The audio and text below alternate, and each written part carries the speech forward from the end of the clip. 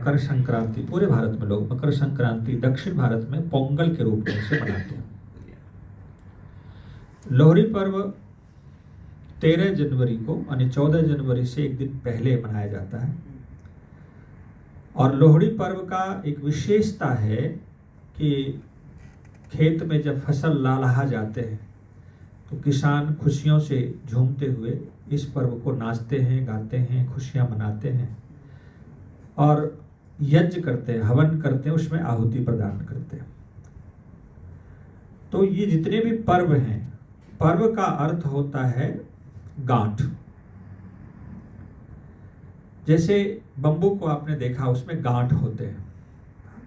तो जब गांठ होता है, वो जितना गांठ होगा उतना वो मजबूत होता है। तो हमारे जीवन में ये पर्व गांठ के रूप में जीवन को मजबूती प्रदान करता है, प्रसन्नता, आनंद, बल प्रदान करता है। तो पर्व हम अपने जीवन में अवश्य रूप से मनाएं। पर्व हमारे जीवन को खुशियों से भर देता है। हम जो अवसाद, तनाव में कुछ दिन जीते हैं, उन सारे गंदगियों को पर्व धो डालता है। तो पर्व हम मनाते हैं और इसे उत्तरायण पर्व भी कहते हैं। 14 जनवरी को सूर्य उत्तरायण होता है। आप सबको पता है कि सूर्य जब दक्षिणायन, अभी दक्षिणायन चल रहा है, तो दक्षिणायन जब सूर्य होता है तो सर्दियां अधिक पड़ती है, सर्दी काल हो जाता है, शीतल काल। और जब सूर्य उत्तरायण हो जाता है, वहां से फिर गर्मी आरंभ होता है। उत्तरायण काल को गर्मी का मौसम माना जाता है। तो सूर्य जब उत्तर दिशा की ओर बढ़ता है तो गर्मी होता है। इसलिए हम यज्ञ में भी उत्तर दिशा में ओम सरस्वती अनमन्यस्वा ये जल सिंचन करते हैं। पूरब में सूर्य होता है, सनराइज पूरब में, और पश्चिम में सनसेट होता है। तो दोनों तरफ जल सिंचन करने के बाद फिर हम उत्तर में जल सिंचन करते हैं और सरस्वती अनुमन्यस्वा ये शब्द, ये मंत्र बोलते हैं और जल प्रसेचन करते हैं। इसका अभिप्राय है जब सूर्य उत्तरायण होता है तो वर्षा का आगमन होता है। गर्मी जब प्रचंड होती है तो वृष्टि भी बहुत तीव्र होती है, क्योंकि सूर्य जितना तपेगा उतना ही जल अवशोषित होगा, बादल बनेगा और बादल बनने से फिर वर्षा होती है। इसलिए हम कहते हैं, हे अग्निदेव, आप उत्तर दिशा में जो सरस हो जाए, सरस्वती, और हमारी वाणी भी सरस्वती के समान हो, औषधि का नाम भी सरस्वती है। तो फिर चारों तरफ जल सिंचन करके हम पूरे पृथ्वी पर वर्षा की कामना यज्ञ में करते हैं। तो ये जो उत्तरायण पर्व है, लोहड़ी पर्व है, मकर संक्रांति पर्व कहें, पोंगल कहें, ये उत्तरायण पर्व ये वैदिक पर्व है। और जैसे हम होली मनाते हैं, दीपावली मनाते हैं, वो भी वैदिक पर्व है। कुछ वैदिक काल से पर्व चला आ रहा है जो यज्ञ से जुड़ा हुआ है, जिसमें अग्नि जलाई जाती है। वो सारे के सारे पर्व वैदिक पर्व है। भले विकृत रूप में अग्नि जला के लोग नाचते हैं, घूमते हैं, कुछ उसमें डालते हैं, वो यज्ञ का ही विकृत रूप है। तो मुख्य रूप से किसान अपने खेतों में यज्ञ करते थे, घरों में यज्ञ करते थे, उसमें आहुति डालते थे, यज्ञ के चारों तरफ वो भ्रमण घूमते थे और खुशियां मना करके नाचते थे। तो इस प्रकार से ये वैदिक पर्व है लोहड़ी पर्व, इसको उत्तरायण पर्व कहते हैं। तो उत्तरायण पर्व का सृष्टि विज्ञान से संबंध रखता है। शास्त्रकार ने, उपनिषदकार ने बड़े सुंदर ढंग से विवेचन किया है कि संसार कैसे बना। तो कहा संसार दो तत्वों के मेल से बना है, और जिसको अंग्रेजी में हम सब कहते हैं नेगेटिव एंड पॉजिटिव, ऋणात्मक और धनात्मक। तो अब कहा कि सूर्य जब उत्तरायण होता है तो गर्मी होती है, और सूर्य जब दक्षिणायन होता है तो सर्दी होती है। तो ये दो दिशा, सर्दी और गर्मी, उत्तरायण और दक्षिणायन, सूर्य और चंद्रमा, अग्नि और जल, रात और दिन, पूर्णिमा और अमावस्या, देवयान मार्ग और पितृयान मार्ग, ये दोनों की तुलना, उत्तर को उत्तरायण कहते हैं, उत्तर को देवयान मार्ग कहते हैं, उत्तर को पूर्णिमा कहते हैं, तो दक्षिण को अमावस्या कहते हैं, पितृयान मार्ग कहते हैं। उत्तर दिशा को पुरुष का प्रतीक माना जाता है, तो दक्षिण दिशा स्त्री का प्रतीक माना जाता है। उत्तर दिशा पॉजिटिव का दिशा माना जाता है, तो दक्षिण दिशा नेगेटिव का दिशा माना जाता है। तो अब हम यज्ञ से इसको जोड़ करके देखते हैं कि एक आहुति उत्तर में देते हैं, वहां कहते हैं ओम अग्नये स्वाहा।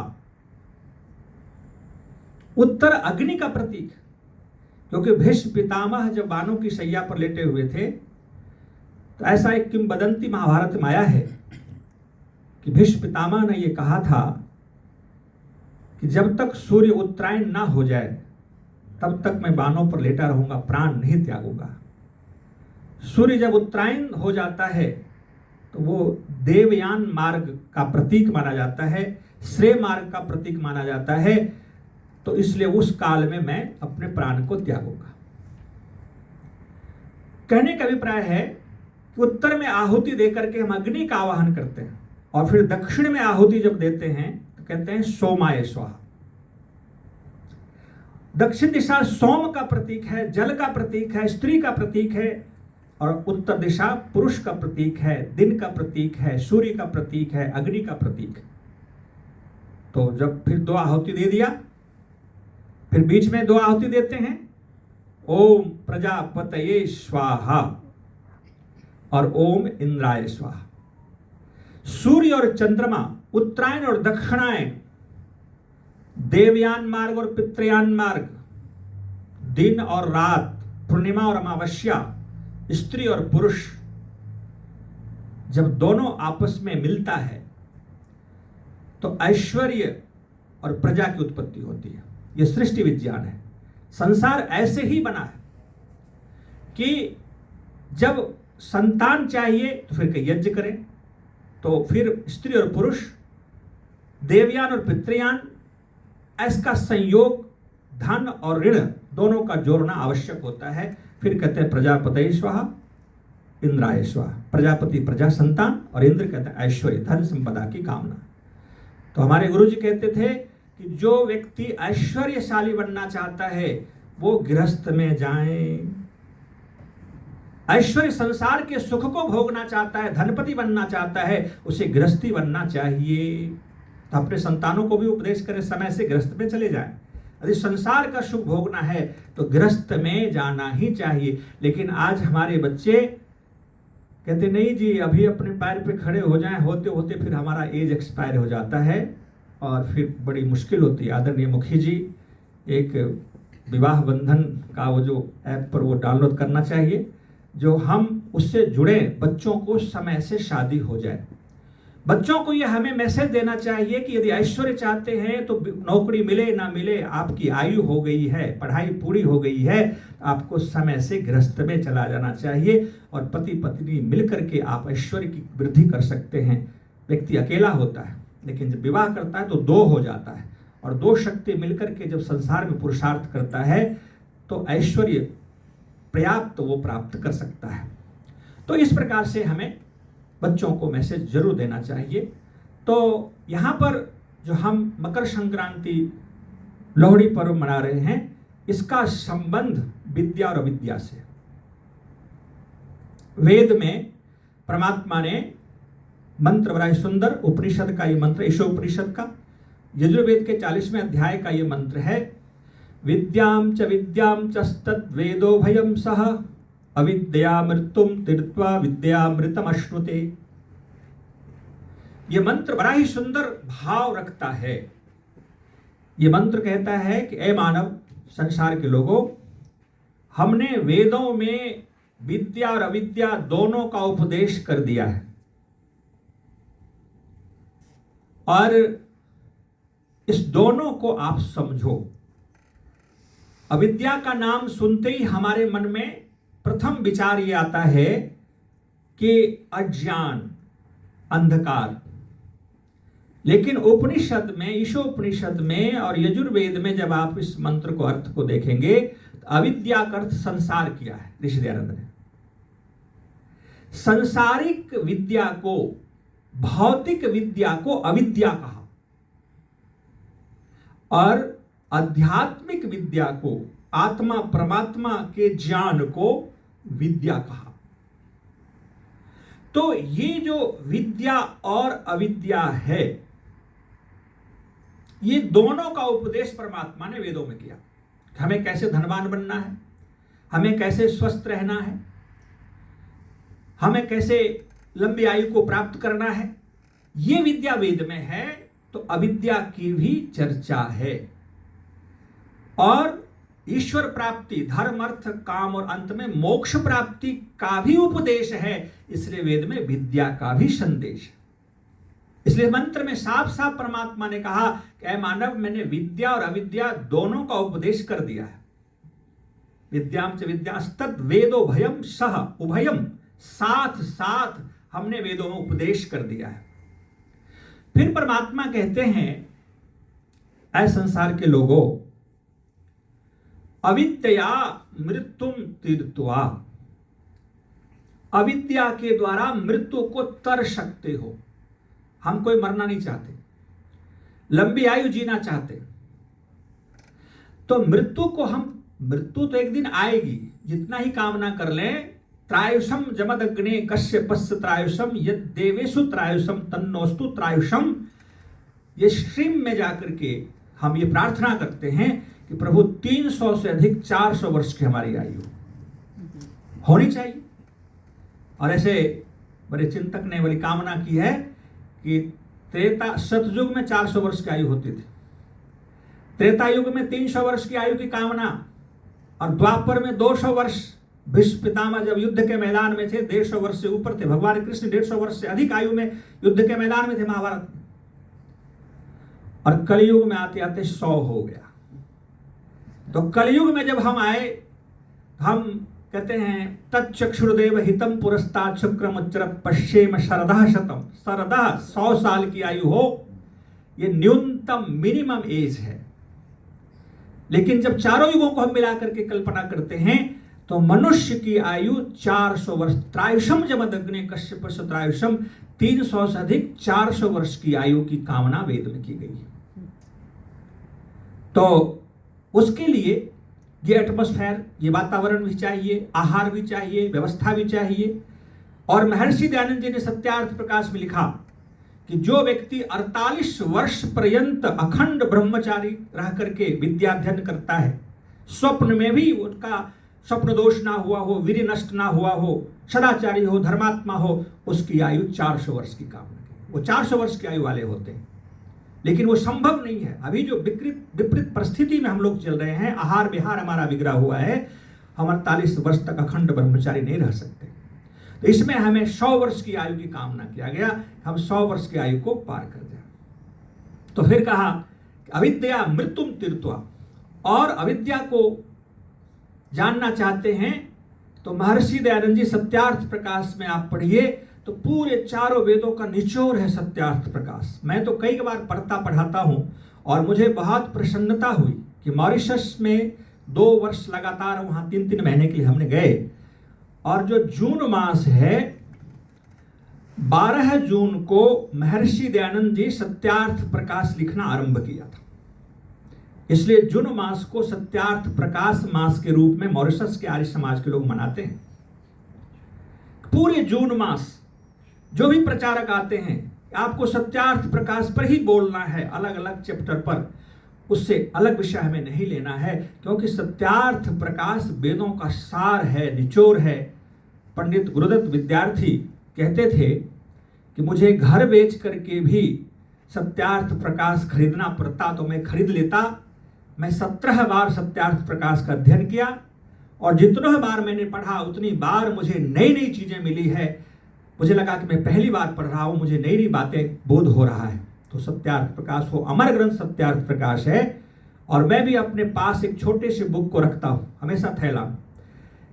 कि जब कभी समय मिलता उसको देखता रहता हूँ, पढ़ता रहता हूँ, मुझे बहुत आनंद मिलता है, नई नई बातें मिलती रहती है। कितने बार मैंने पढ़ाया, उपदेश किया, लेकिन हमें नई प्रतीत होती है, नया ज्ञान। किस ज्ञान को पहले मैं नहीं समझ पाया था, अब भी समझ पा रहा हूँ।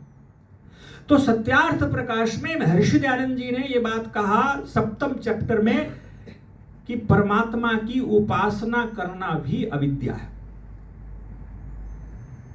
अब मुझे इस बात को पढ़ के बड़ा आश्चर्य हुआ कि परमात्मा की उपासना, यज्ञ, हवन, संध्या, ध्यान, ये तो विद्या होनी चाहिए, ये अविद्या कैसे हो सकता है? अविद्या तो वो है धन कमाना, व्यापार करना, बिजनेस करना, ये घर गृहस्थी को चलाना, ये अविद्या। लेकिन परमात्मा की भक्ति जो धर्म से जुड़ा हुआ, अध्यात्म से जुड़ा हुआ विषय है, वो अविद्या कैसे हो सकता है? तो उस पर मैंने चिंतन किया। वहां पर ऋषि ने स्पष्ट लिखा है कि अविद्या वो है जो हमसे छूट जाता है, जो हमसे छूट जाए, जिसको हम प्राप्त किया और एक दिन के बाद उसे छोड़ देना पड़ता है, वो अविद्या है। भगवान कृष्ण एक बार ध्यान में बैठे हुए थे और अर्जुन इंतजार कर रहा था कि ध्यान से उठे, मैं अपना प्रश्न पूछूं। जैसे ही भगवान कृष्ण ध्यान से उठे, अर्जुन ने प्रश्न किया कि हे वासुदेव, हे योगेश्वर, आप ये बताओ कि आपको ध्यान की क्या आवश्यकता है? आप ध्यान क्यों करते हो? आप तो वैदेही हो, विदेह हो, देह में रहते हुए देह से अलग हो, जीवन मुक्त हो, फिर आपको ध्यान की क्या आवश्यकता है? ध्यान तो वो करेगा जिसको अभी मोक्ष में जाना है, वैदेही बनना है। आप तो वैदेही हो चुके हैं। तो भगवान कृष्ण बहुत अच्छी बात उन्होंने कही, हे अर्जुन, मैं ध्यान इसलिए करता हूं, मुझे ध्यान की कोई आवश्यकता नहीं है, क्योंकि मुझे प्राप्तम प्रापणीयम कर्तव्यम करणीयम, जो मुझे करना था अपने लिए मैं वो कर चुका, जो प्राप्त करना था वो प्राप्त कर लिया, अब मुझे कोई शेष नहीं है। इसलिए भगवान कृष्ण को 16 कलाओं से युक्त परिपूर्ण पुरुष भी कहा गीता में।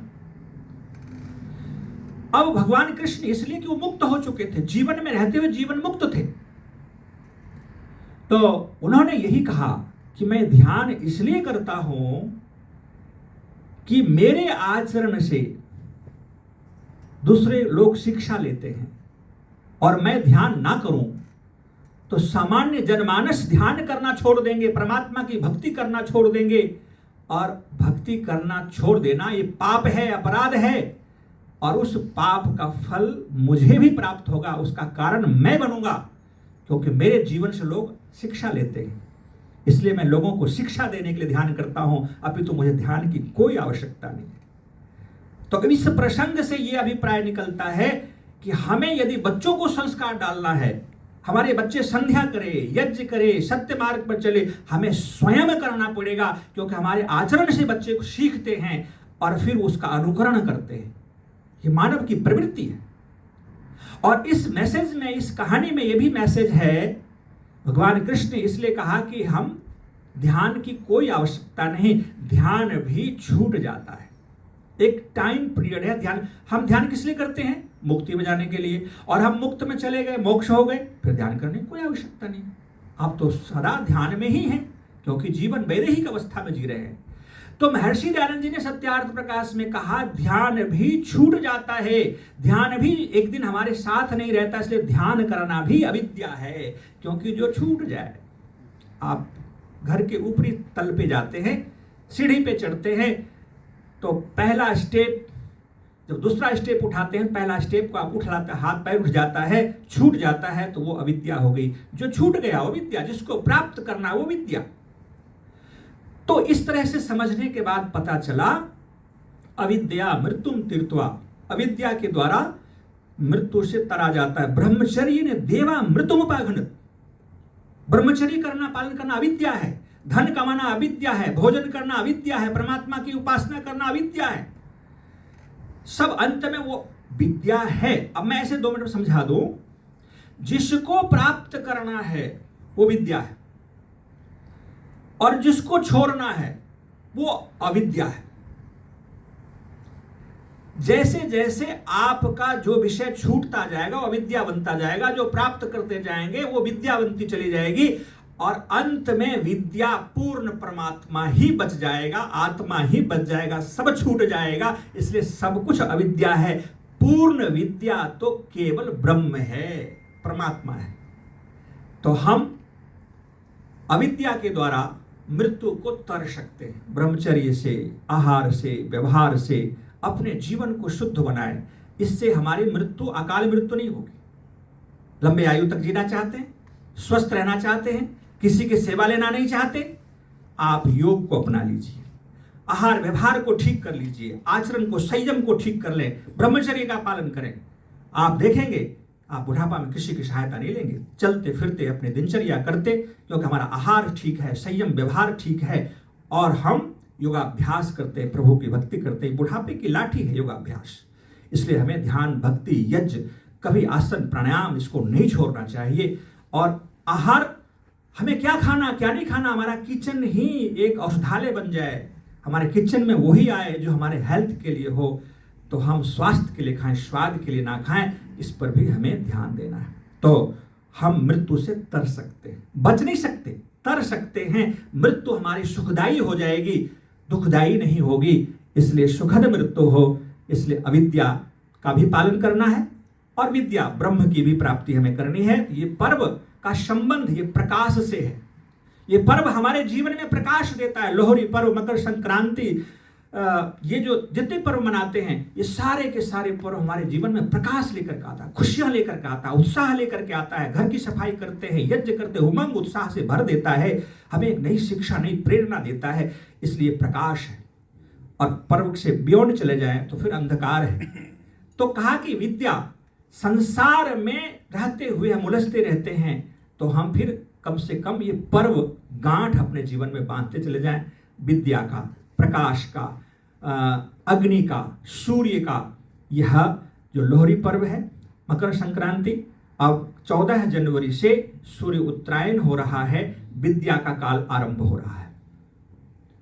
आप देखेंगे जब ठंड बढ़ती है तो भोग की वृत्ति बढ़ जाती है, जठराग्नि तीव्र हो जाती है, भूख भी बढ़ जाती है, हम जो भी खाते पचने लग जाता है। और गर्मी जैसे जैसे बढ़ेगी आपकी भूख मंदाग्नि हो जाएगी, भूख कम हो जाती है, पाचन शक्ति कमजोर होने से भोजन भी कम हो जाता है, वस्त्र भी कम पहनना चाहते हैं।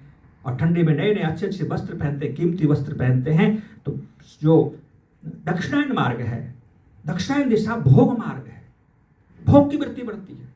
काम, क्रोध, लोभ, भोजन आदि रूप, रस, गंध, स्पर्श में वृत्तियां बढ़ जाती है। और जैसे जैसे गर्मी आएगी तो ये जो लोहरी पर्व है, ये मकर संक्रांति, यहाँ से अब प्रकाश का दिन शुरू हो रहा है। यहाँ से गर्मी बढ़ेगी, मंदाग्नि होगी, आहार सूक्ष्म हो जाएगा, वस्त्र भी कम पहनना चाहेंगे और फिर मन भोग से उपरत होकर के अध्यात्म की तरफ, ईश्वर की तरफ लगेगा। यही और विद्या और विद्या का संबंध मकर संक्रांति और लोहरी पर्व से है। हम प्रकाश की तरफ बढ़े, अध्यात्म की तरफ बढ़े, आत्मा की तरफ बढ़े, यही संदेश है। बहुत बहुत धन्यवाद। ओम शांति।